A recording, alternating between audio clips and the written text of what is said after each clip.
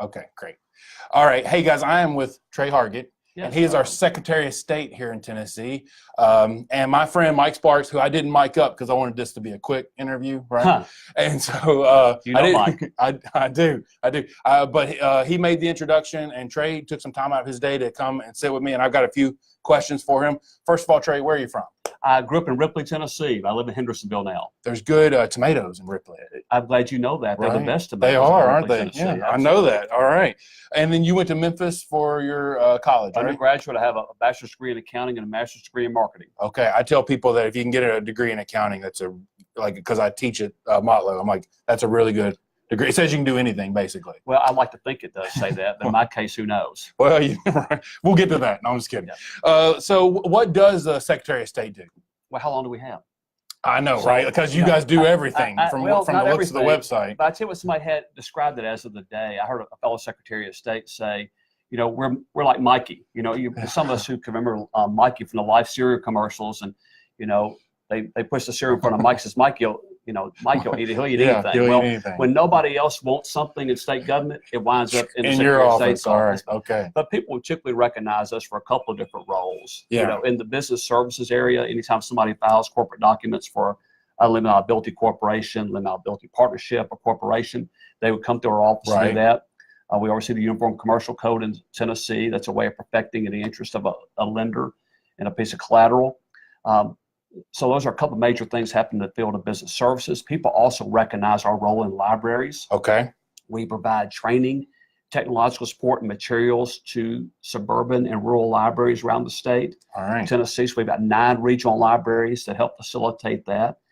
And certainly, especially now, we're sitting here less than 50 days from Election Day. Elections are a really big piece of what we do. Okay. I serve on about 16 different boards and commissions. That's 16, not 60. Right. If there were 60, I wouldn't have time to do the podcast. But and that touch all kinds of parts of state government, whether it's a state funding board that sets revenue estimates for the state of Tennessee, works with the credit ratings agencies to, bolster our credit rating.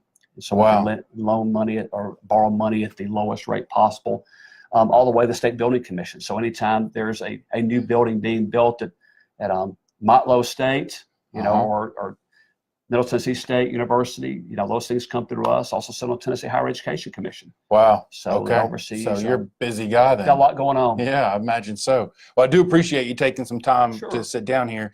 Let's see. What brings you to Murfreesboro today? Well, so this morning, I spent some time at Middle Tennessee State University. We're doing a voter registration drive over the Student Government Association. And I really enjoy getting out on the campus. It's encouraged people being engaged. It's fun for me. And it's really neat to see the energy of those students. Right. Who they're engaging with their fellow students and trying to get them. Yeah. And so I always learn a lot from them. They energize me. And so it's great to be at MTSU this morning. And then I believe I'm going to go spend some time at Motlow State. Okay, great. Going to go spend some time as well over at the library here locally. All right. So a couple other stops we're making. All right, that's awesome.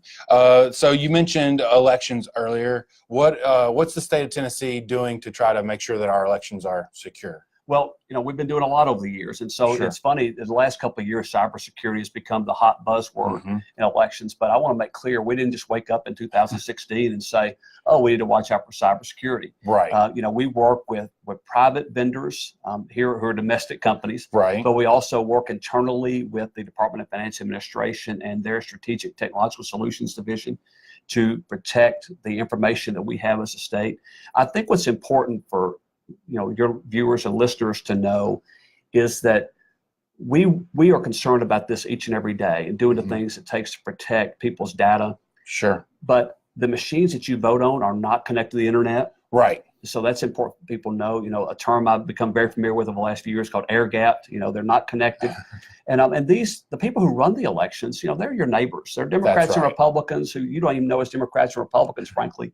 You see them at the local grocery store. You see them at the ball fields. You see them at churches.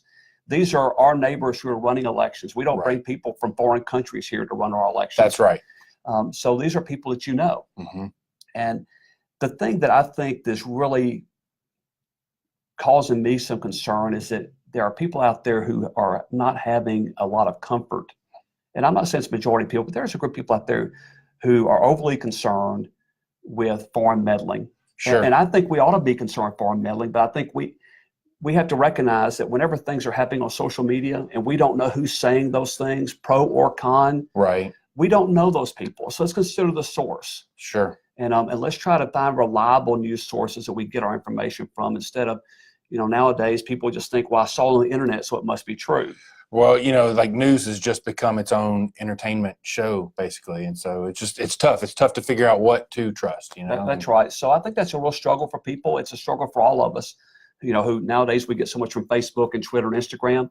And we got to be able to filter that to recognize that, hey, we don't really know the source behind some of those things that we're reading. Sure. And there are foreign countries out there who would love nothing more than to take down the stature of our nation, because we are, for many countries out there, we are, and for many people, we are the shining city on a hill. Of course. They want to be like the United States. Yeah. And so if they can discredit our system of elections and our form of government, that's a really a big feather in the cap for some of these foreign governments. Sure. Makes it easier for them to discredit their own elections and things, right? If they exactly can't run right. it well, then how can you expect us to? I get it, and it's scary. So you're Secretary of State. It's a big job. You got lots on your plate. How on earth do you become Secretary of State? Well, when I became Secretary of State, I guess in my 10th year now, I don't guess, I am in my 10th year All right. now.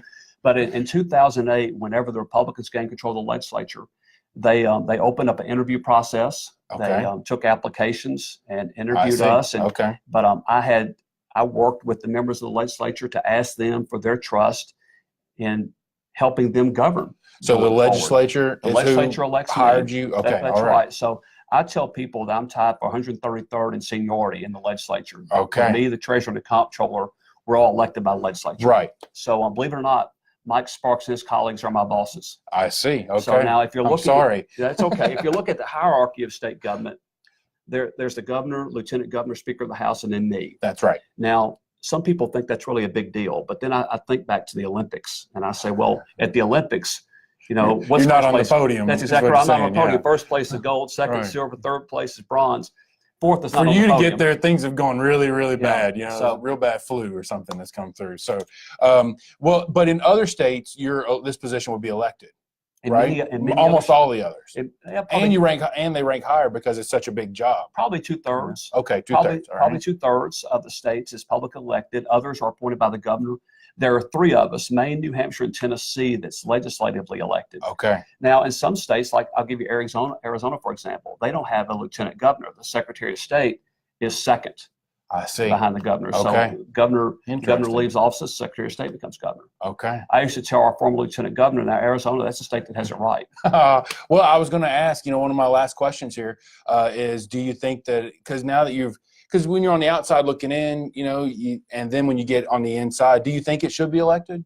How do you feel about that? Well, I think what it does right now is it allows me the opportunity to really go and do my job. I see. And So you work. don't have to worry about campaigning. So, there is some piece of it that does make it a little nerve-wracking that there's only 32 members, that those are the only people that can vote for me. And so at the same time, it allows me to be focused on doing the full-time work of the legislature instead of going out and raising a bunch of money and being campaigning all the time. Sure. No, that makes a lot of sense.